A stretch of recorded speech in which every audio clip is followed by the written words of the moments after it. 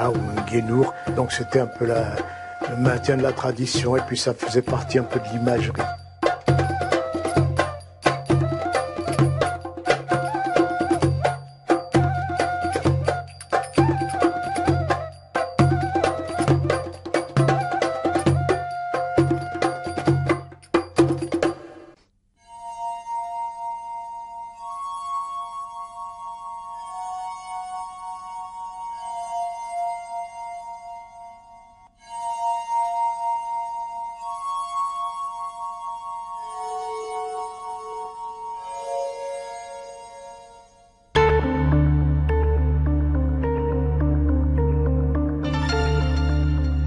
Au départ, on a envoyé un corps expéditionnaire en Afrique et donc on a désigné un certain nombre d'officiers pour y aller. C'était évidemment des gens qui se voulaient officiers français, donc qui tenaient avant tout à ce que la France puisse se maintenir en Afrique du Nord et s'y assurer un avenir. Je crois que c'était le premier point. La plupart avaient compris que cet avenir dépendait essentiellement de l'attitude des populations musulmanes et que donc c'était avec ces populations qu'il fallait faire des efforts pour les amener à reconnaître loyalement la domination française.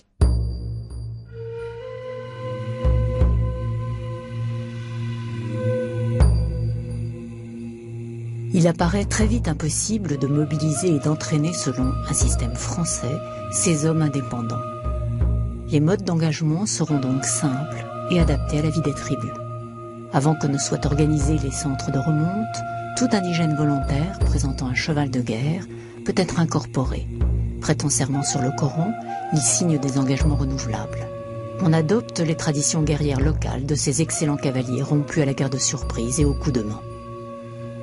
C'était plutôt une unité effectivement qui servait soit à opérer des razzias contre les populations non soumises, soit à faire un service de reconnaissance, soit à faire un service de liaison.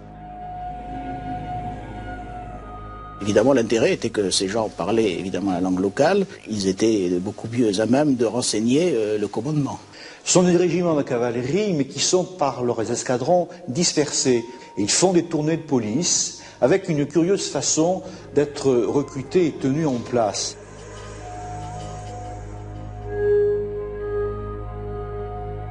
Ils vivaient dans des sortes de camps avec leur famille à proximité. La smala, vos femmes, vos enfants, c'est le type pris sur les troupes d'Abdelkader.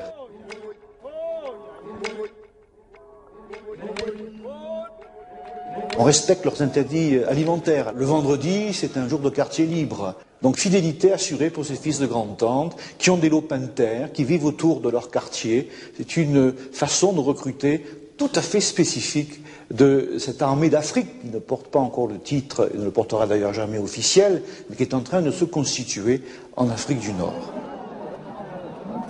Une armée qui se constitue sur des réseaux d'alliances et de rivalités complexes. Recruter signifie se rallier les tribus.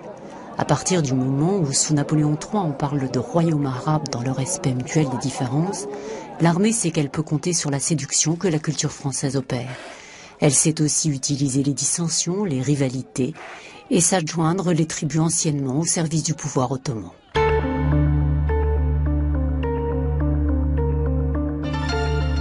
Moi, je suis d'origine ottomane. À partir du moment où ce n'est plus nous qui étions au pouvoir, où ils étaient mobilisés pour une autre autorité, à ce moment-là, on n'avait plus la même relation avec, j'entends, ceux des tribus qui se mettaient au service de l'armée française. Il y avait une collaboration qu'ils avaient avec les Ottomans qui nous paraissait tout à fait naturelle. Et puis il y a cette collaboration avec l'armée française, enfin, qui nous dérangeait.